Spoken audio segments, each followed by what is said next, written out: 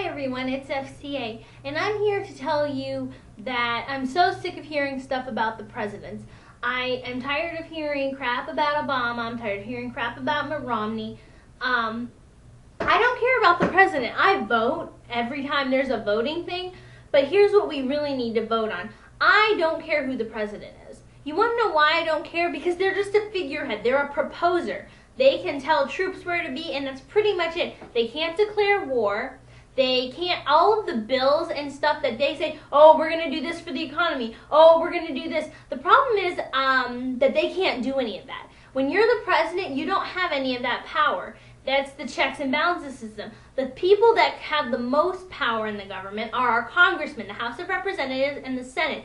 We don't need to worry about a new president. The president has to do what Congress wants, and Congress can veto, overrule, pass, or revise any law or bill that the president wants. So you could have a president who has a fantastic idea, but they have to go through the Congress legislature before anything can actually happen.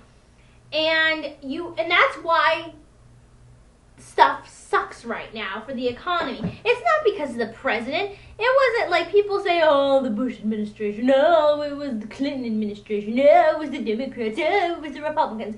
Both parties suck.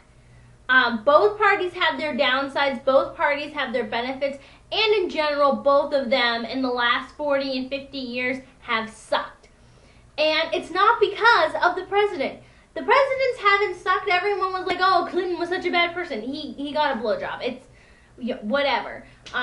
The Bush administration, okay, we went into Iraq. That actually turned out to be beneficial to us, sort of. And I'm saying something. And I don't think Obama has done anything bad. People are like, oh, Obama's a terrible president because he's not a businessman. He doesn't know how to be a leader. No, you're not a leader when you're the president. You're a picture. You're a face that represents America or Americans. And personally, I think that person should be an average American. I think that should be a person who actually knows what problems are, not these rich people who keep getting into there. But it's not even the president. Like I said, it's not even the president you have to worry about. It's the congressmen. Congress are the people who shut stuff down. Congress are the oh my gosh, they make so much money. They get all these benefits. Congress isn't taking any pay cuts. Congress can afford to send their kids to college. Congress gets all these benefits, and there's nothing that you can do to stop them unless you get rid of their butts. The oldest congressman who has been in there is Robert Byrd, and he's worked for the House and the Senate, and he has been in there a total of 57 years and 176 days. So almost 58 years, and you wonder why stuff hasn't changed. The president has to change at a minimum every 4 years and at a maximum every 8 years. Now, the Congress people can be in there for 57 years. They're the people who can say no to the president, and they do all the time. They sit there and they argue, and if there's a tie, they have to redo the whole thing over. Or it just gets, kicked out. The bills don't go through the president. The bills are proposed by the president, and then Congress can accept or reject them. And, Carl Hayden was in the House of Representatives and the Senate. 56 years, 319 days, almost 57 years. The same thing for John Dingell, Jamie Whitman. These people were in there 52, 53 years. The youngest amount of time is 36 years. And those are Henry Cooper and Shelby Colm. I have it listed right here. Those, please tell me why you think, oh, well, how come in the last decade, how come in the last 4 decades, in the last 5 decades, nothing changed? Because our Congress didn't change. We need to kick them out. We need to overrun them And I don't want any more lawyers. I don't want any more lifetime politicians. I don't want any more rich bitches in Congress anymore. I'm so sick of them. I'm sick of their everything. They're terrible people. You want to know how I know? Because they're the ones who let the country get to where it is. But they don't care because they're not affected by it. They don't care about health care. They can afford to get sick. They don't care about the cost of college. They can afford college in the whole bookstore. They don't care that a book costs $200, but because you're a senator's kid or a congressman's kid, you can get benefits and go there for free and stuff like that. So they're not worried about cost because they don't have to pay anything. They're big-time businessmen who get tax breaks and are lawyered up to get around the system. They can write themselves off. These are people who don't have to worry about things because of how we have Congress poorly set up. We need to get rid of them. We have new presidents every 4 or 8 years. We've had the same congressmen for 36 years because anyone who was in there for 57 years, they were in there for 36. So we've had the same people doing the same kind of voting, doing the same kind of economic shutdown that we're in now. They're the ones who say, yeah, it's okay to outsource jobs. They're the ones who let their states go to hell. And, you know, when you have 50 House of Representatives or 60 or whatever it is, when you have 50 senators who all say, hey, we're going to let everything go to heck in our state, then next thing you know, the whole country's in a national problem, and you want to know who can solve it? Not the president. The people of the United States can solve it. We have so many rights. We have so much that we can do, but we have to band together to do it. Stop being ignorant and don't say, oh, I'm going to vote for this person because I know their name. That's crap. You need to find out what they support. You need to find out what they voted for in the past, because if they voted for something more than 3 times, they're going to keep voting for it again. So if you're against illegal immigration or you support illegal immigration, find out what the senator for your state is doing. That way when the Senate comes up to grabs, they don't just get to sit there. They can get kicked out. Make them feel threatened for their position, because maybe then they'll do something beneficial for your state and beneficial for your country. You know, the average salary for a congressperson is $174,000. $174,000 is average for rank and file House and Senate members. So the Congress, and that is their current salary. That is insane, considering that most people don't even hit $20,000 and they're making $174,000.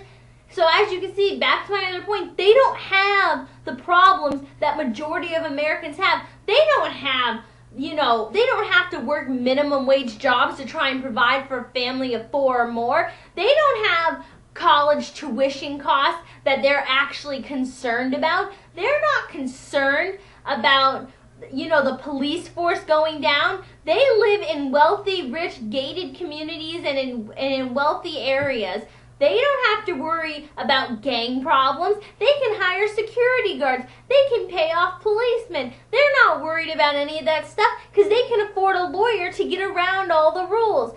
And, you know, they get pay increases that they can vote on. Now, members are allowed to turn down pay increases, but if you could just randomly go, hey, it's time for us to get pay increases, you want one? Nah, I'll pass. I really don't need any more money in my life. They don't do that. You wouldn't do that. I wouldn't do that. And they don't do that. I'm not saying that they shouldn't get paid. I'm just saying I think it's ridiculous that to be a senator who really doesn't have any physical work that he has to perform, or she, I don't understand for stuff like that. Let's see. From 1789 to 1855, I brought up information so that I could rant about it. The Congress received only a daily payment of $6 while in session. But then it's just that they were allowed to go up. Yay! And then if you're a leader of the House or a Senate, you get paid a higher salary on top of that. So they don't understand money problems. They don't care about the cost of living. They don't care that you have a car payment, a gas payment, college debt loan, and you're trying to pay for your rent and pay for milk that's at $4 a gallon or whatever it is. They don't have that concern when when you have all that. They don't worry about all that because they don't have that as a problem. We need to make them have problems. We need to make them pay. We need to stop them by getting rid of them. We need to get people in there who understand those problems. I want a working mother who has 2 kids because her husband died or something, or he's away in Iraq, so she has to try and provide for her kids on her own, or whatever their problem is. I want a guy who's a construction worker to be in my Senate. I want somebody who works a factory schedule to be in my House of Representatives, because they represent me. And the House of Representatives, they're supposed to represent the majority, represent what the people want. All those richy, wealthy people, and I don't have anything against people who have money because people work for their money. But when you make $174,000, I don't think you should have a right to say that people who work under you or who make multi-million dollars every year, like big CEOs, I don't think they should have a right to say, oh, workers don't need more money, or the little guy don't need any more money. They're the ones who mess up. And you want to know what ticks me off even more is that when it comes to cutting programs, you want to know what gets cut? The police force gets cut. The firefighters get cut. The teachers' pay decreases. The social services get paid. Funding for different programs for children. Those are the things that get cut. The things that actually matter and actually could benefit the world, those are the things that get cut. How come athletes don't get a pay cut? Why is it that ever since middle school, if you're an athlete, you can get whatever you want? It happened in high school and it happened in college. You can get away with drinking and underage and you only get a small fine when you're a star football player. But if you're just some average kid, you get a fine and you have to go to juvie hall for a while and you get put on probation and you get suspended and all this other stuff. It's BS.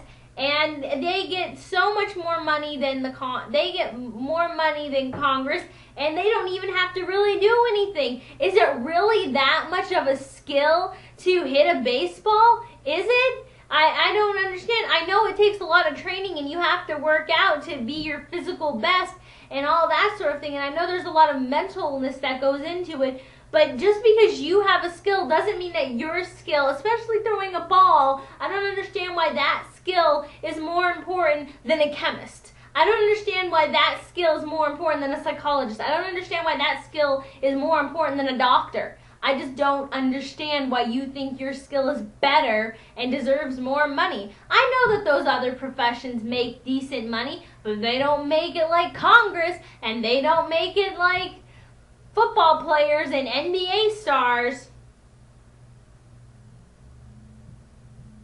Just ticks me off. Let's get rid of Congress. Let's band together and vote. Look up every congressperson and get rid of them. Find your state and vote them down. New Congress means a new United States. A new Congress means betterness for everybody. Vote in the people who represent you, not just people whose names you know. Do you even know your congressman's name? Mine's Sherrod Brown. Do you know yours?